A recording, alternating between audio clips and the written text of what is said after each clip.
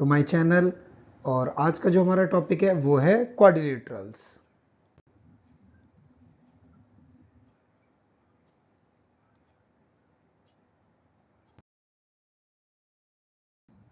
So start करते हैं इसकी सबसे पहले डेफिनेशन से कि क्वाड्रिलेटरल्स क्या होता है। सबसे पहले क्वाड्रिलेटरल्स एक ऐसी क्लोज फिगर होती है जो चार लाइन से मिल करके बनी हुई होती है। तो एक ड्रॉ करते हैं एक इमेज को जो चार लाइन से मिल करके बनी हुई हो। ठीक है। हमारा जो क्वाड्रिलेटरल दिखाई देता है वो कुछ इस टाइप से दिखाई देता है। अब हम क्या करते हैं, इसके नाम रख लेते हैं। हमने इसका नाम रख लिया ABCD। तो आप चाहो तो इसका नाम साइक्लिक ऑर्डर में रख सकते हो या एंटी क्लॉकवाइज में रख सकते हो, ये आपके ऊपर डिपेंड करता है। ठीक है। नाउ उसके बाद अब हम चलते हैं, अंडरस्टैंड करते हैं कि वर्टिसेस क्या होते हैं। वर्टिसेस का अगर हिंदी में मीनिंग देखा जाए तो वर्टिसेस का मतलब होता है कॉर्नर। ठीक है, जो कि हमारे ये कॉर्नर पॉइंट्स हैं। ठीक है। तो अगर हमने चार लाइन का इस्तेमाल करा है तो इसका मतलब हमने पास चार कॉर्नर्स भी हैं। तो ये हो जाते हैं हमारे वर्टिसेस। और एक चीज़ ऑब्जर्व करने वाली है इसमें, ये जो A पॉइंट है ये C के अपोजिट है और जो ये B पॉइंट है ये D के अपोजिट है। तो जब आप इनको ज्वाइन कराते हो दोनों को तो हमारे पास एक और दो लाइनें मिल जाती हैं।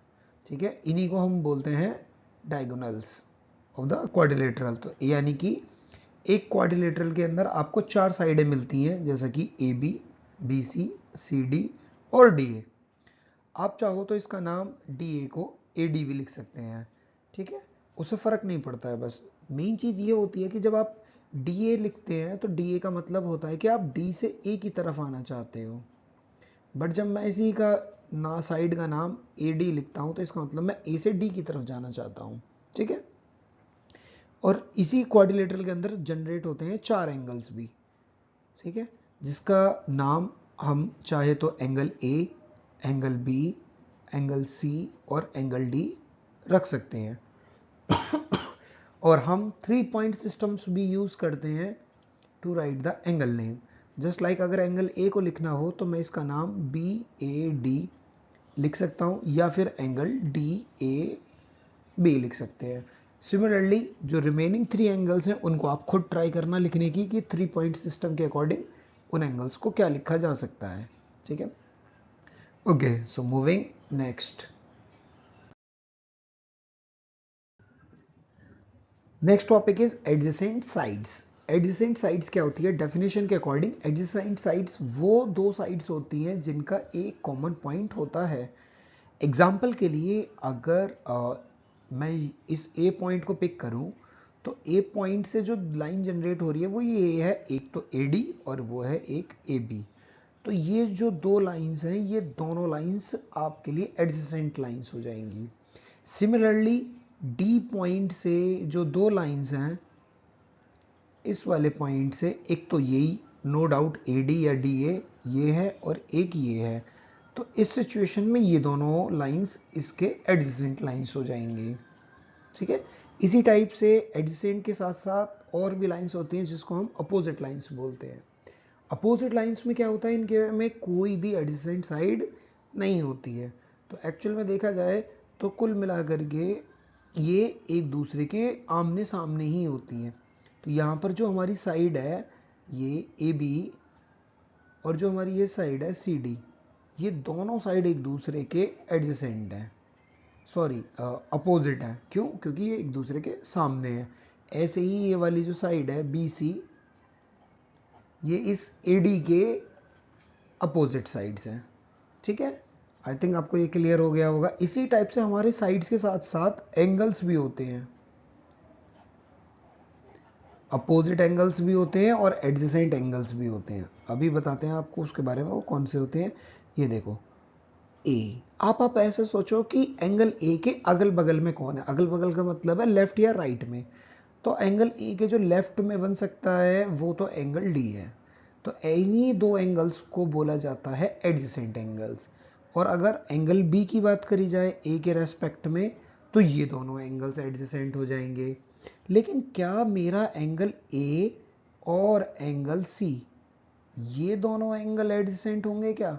द आंसर इज नो, नहीं होंगे। क्यों नहीं होंगे? क्योंकि एडजेसेंट कहता है कि सेम पॉइंट के आसपास वाले ही एंगल हो सकते हैं, बाकी अदर्स नहीं हो सकते। ठीक है, दैट्स वाई एंगल ए और एंगल सी के बीच में जो रिलेशन है वो अपोजिट एंगल्स का है। ओके,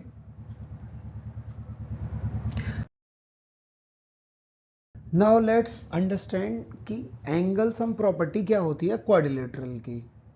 तो इसकी डेफिनेशन के according the sum of the angles of a quadrilateral is 360 degree. पर ये तो बुक में बोल दिया, पर सवाल ये उठता है कि क्यों और कैसे। ये थोड़ा सोचने वाली बात है कि हम इसको कैसे प्रूफ कर सकते हैं कि सारे एंगल्स का सम क्वाड्रिलेटरल का 360 होगा। तो उसके लिए मैं चाहता हूँ आप एक एक्टिविटी करें, और एक्टिविटी भी क्या करनी है, सबसे पहले एक वाइट पेपर ले लेना, उस वाइट पेपर पे एक क्वाड्रिलेटरल ड्रॉ कर लेना जिसका नाम मैंने ABCD रख लिया है। अब इस क्वाड्रिलेटरल के मुझे 4 पार्ट्स करने हैं, ठीक है, और 4 पार्ट्स कुछ इस तरीके से करने हैं कि ये लाइक दिस, इस टाइप से ये 4 हिस्सों में डिवाइड हो जाए, इस तरीके से। ठीक है, जैसे कि ये एंगल D वाला पार्ट हो गया, ये C वाला पार्ट हो गया, ये A का पार्ट हो गया और ये B का पार्ट हो गया। ठीक है, तो मैंने क्या करा, इस क्वाड्रिलेटरल को 4 अलग अलग हिस्सों में डिवाइड कर लिया। अब हम क्या करेंगे, नेक्स्ट करने के बाद में, अब याद रखें आप एंगल को जरूर रिमेंबर याद कर लें। मैंने इसी चीज से बचने के लिए क्या करा, मैंने हर एक को कलर कर लिया है ताकि कंफ्यूजन ना हो। तो नेक्स्ट में जब हम इन सारे एंगल्स को, जो हमारे ABCD थे, जब आप इनको एक सेंटर में ला करके एक दूसरे से टच करके रखोगे तो आप ऑब्जर्व करोगे कि लाइन और एंगल्स की मदद से ये एक कंप्लीट एंगल जनरेट हुआ है। और कंप्लीट एंगल हमारा 360 डिग्री का होता है, ये हमने पढ़ा हुआ है ऑलरेडी। ठीक है, तो that's why the sum of the angles of a quadrilateral is 360 degree, और angle A + B + C + D is equal to 360 degree. ठीक है, तो आज का जो मेन टॉपिक था वो यही था। बाकी अब देखते हैं इससे रिलेटेड कुछ क्वेश्चंस कि अगर इन फ्यूचर अगर क्वेश्चंस आते हैं तो उनको कैसे हैंडल करेंगे। सो इन दिस क्वेश्चन गिवन है कि एंगल जो है ये 90 डिग्री है, ये 150 है, ये 2W है और ये W है। जैसे कि हमने अभी पढ़ा था बिल्कुल कि क्वाड्रिलेटरल के चारों एंगल्स का सम 90 360 होता है।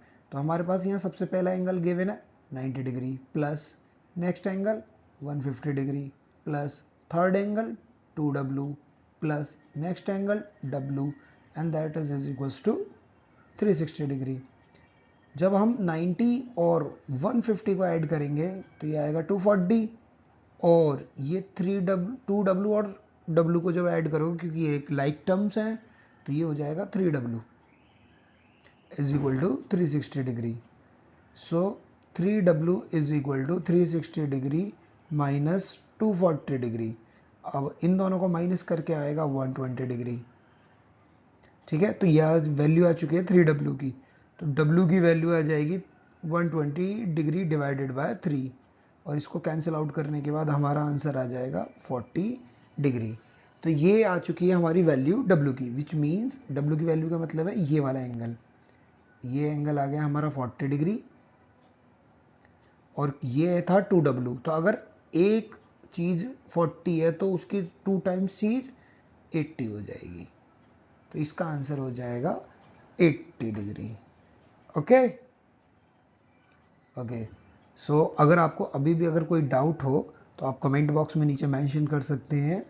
ठीक है, and moving to our next question.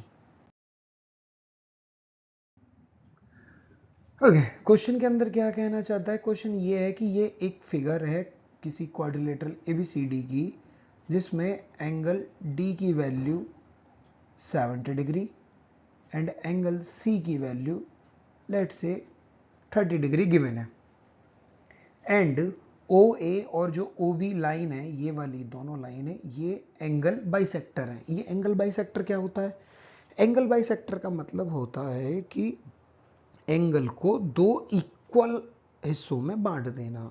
मान के चलिए अगर मेरे पास 30 डिग्री एंगल होता तो 30 को दो बराबर हिस्सों में बांटने का मतलब है 15 15।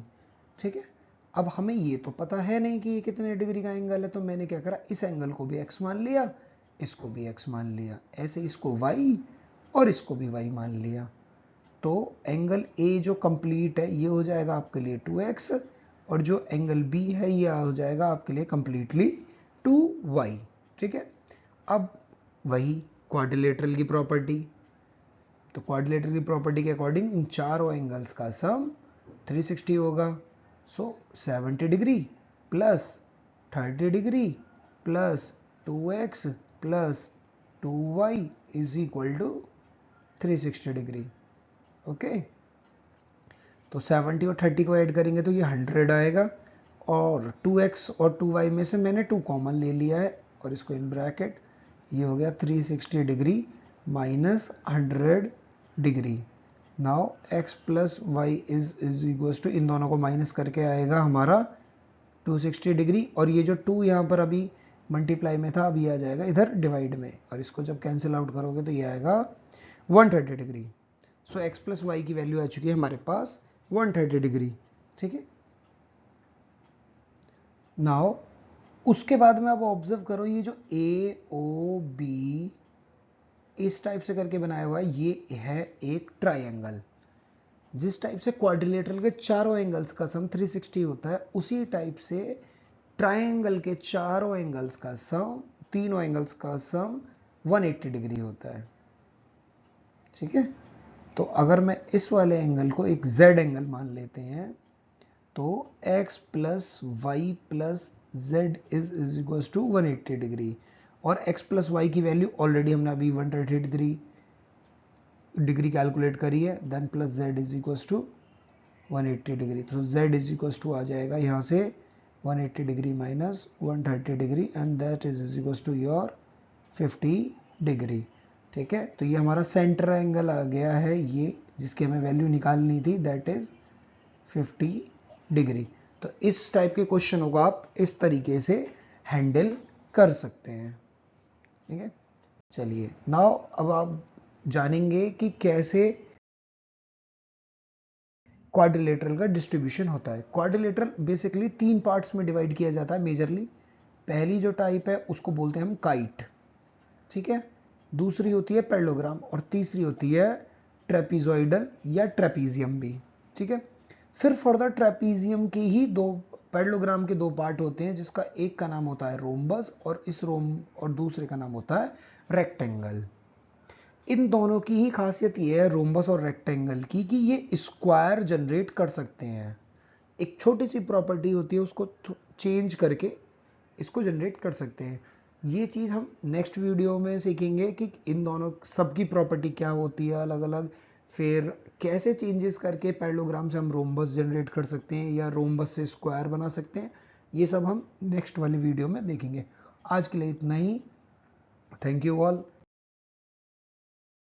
And don't forget to share and do not hesitate to comment। अगर आपका कोई प्रॉब्लम है तो डेफिनेटली मुझे वहाँ पर बताएं। Okay, thank you.